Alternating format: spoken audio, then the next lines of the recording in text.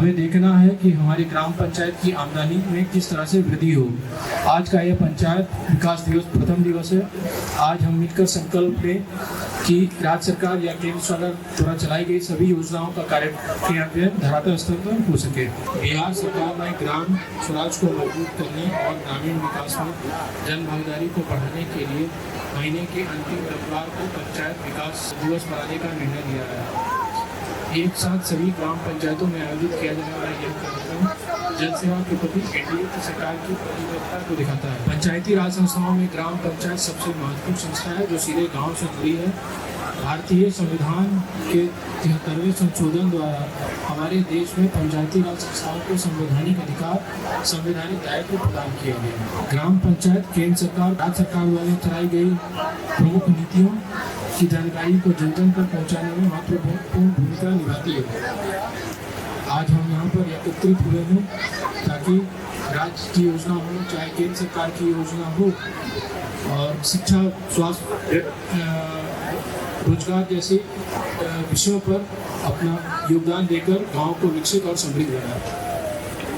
राज्य सरकार द्वारा पंचायत विकास दिवस आयोजित करने का निर्णय लिया गया ताकि अन्य योजनाओं के साथ साथ बीबीजी रामजी योजनाओं को ग्राम पंचायत में कार्यान्वित किया जा सके। इस वैशाली जिला में जिस पंचायत का विकास दर कम होगा, हम उसके लिए विशेष उतना ही ध्यान देंगे। हमें देखना है कि हमारी ग्राम पंचायत की आमदनी में किस तरह से वृद्धि हो।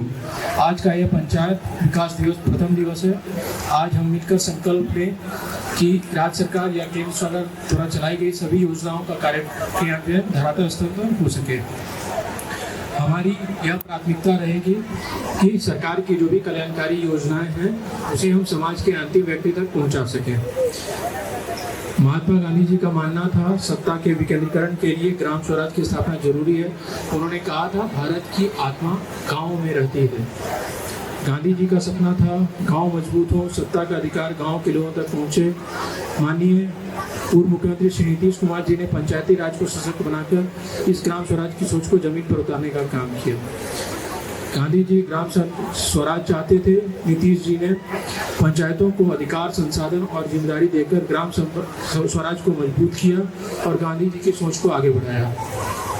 हमने पंचायतों में महिलाओं को 50% आरक्षण दिया। बिहार में सरकार ने महिला सशक्तिकरण को लेकर काफ़ी कुछ हुआ है, जिसमें साइकिल योजना, पोशाक योजना, पंचायती राज में हमने महिलाओं को 50% आरक्षण दिया। फिर पुलिसकर्मी में महिलाओं को हमने 35% आरक्षण दिया। हर सरकारी नौकरी में महिलाओं को हमने 50% रोजगार दिया तथा कन्या उत्थान योजना और अन्य योजनाओं के साथ साथ हमने महिलाओं के लिए काफ़ी कुछ किया है और सम्राट चौधरी के नेतृत्व में ये सरकार इन कामों को जारी रखेगी। हमने महिलाओं के लिए उद्यमी योजना, छात्रवृत्ति योजना भी लागू किया।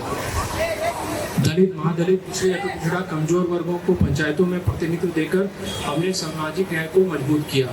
पंचायतों के माध्यम से गांव-गांव सड़क, नाली, शिक्षा, स्वास्थ्य जैसे मूलभूत सुविधाओं का विस्तार हुआ। गांव में प्रशासनिक व्यवस्था सुदृढ़ करने के लिए हर पंचायत में पंचायत सरकार भवन बनाने का पहल किया।